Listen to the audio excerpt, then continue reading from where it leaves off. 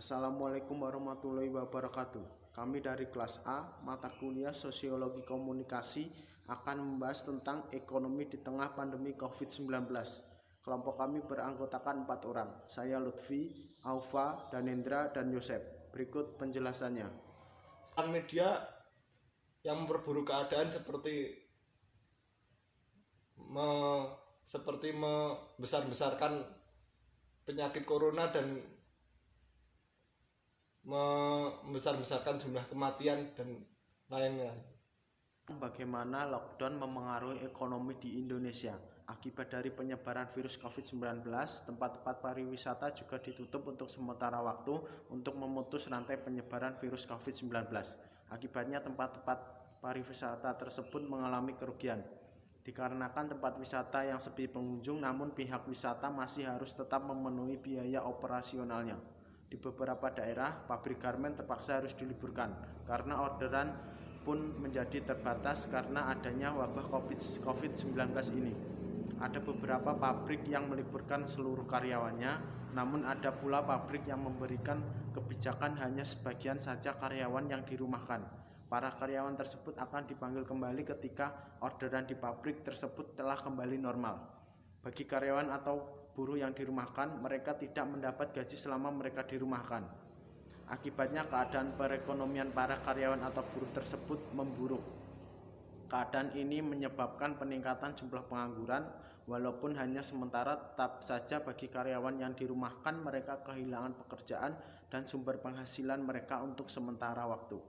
Salah satu alasan mengapa pabrik-pabrik meliburkan karyawannya karena banyak bahan baku yang dibutuhkan berasal dari luar negeri seperti Cina dan negara lainnya.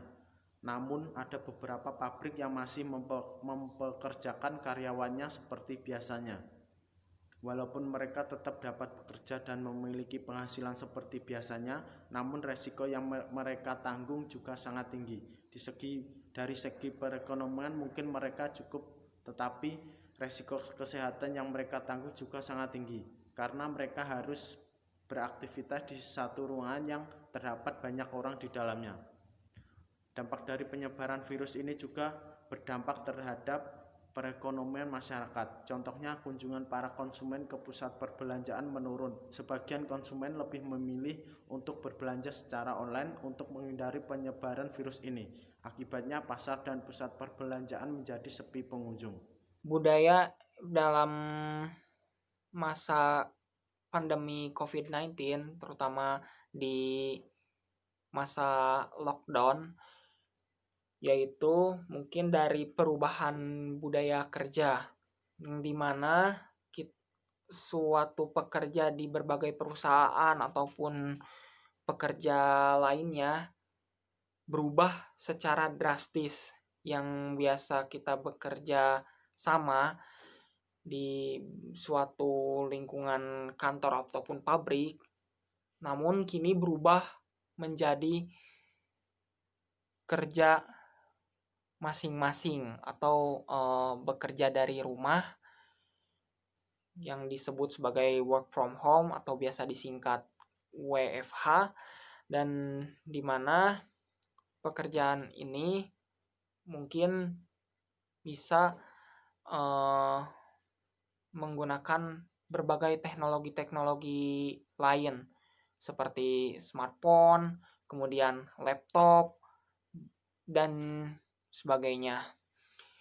Dan selain itu juga ada juga beberapa aspek lainnya seperti cara kerjanya bagaimana, kemudian jadwalnya kapan, terus alat komunikasi apa yang digunakan saat bekerja di rumah, terus kapan deadline pekerjaannya, dan yang terakhir mungkin mekanisme pengawasan dan pengaturan untuk pelaporan pekerjaan yang dilakukan. Teknologi mempengaruhi ekonomi pada saat lockdown. Dari sisi pelaku sektor produksi, perekonomian Indonesia didominasi usaha mikro, kecil, dan menengah atau UMKM. Data Kementerian Koperasi dan UKM menyebutkan pada 2019 entitas produksi Indonesia didominasi UMKM, yaitu 99,99% dari total jumlah unit usaha yang ada. Sementara itu, dari sisi nilai tambah, UMKM menyumbang sekitar 63% dari produksi domestik bruto. Tidak seperti pegawai kerah putih di perkantoran, bagi usaha mikro dan pekerjanya, hidup adalah dari hari ke hari, dengan mengandalkan omset dan pendapatan harian.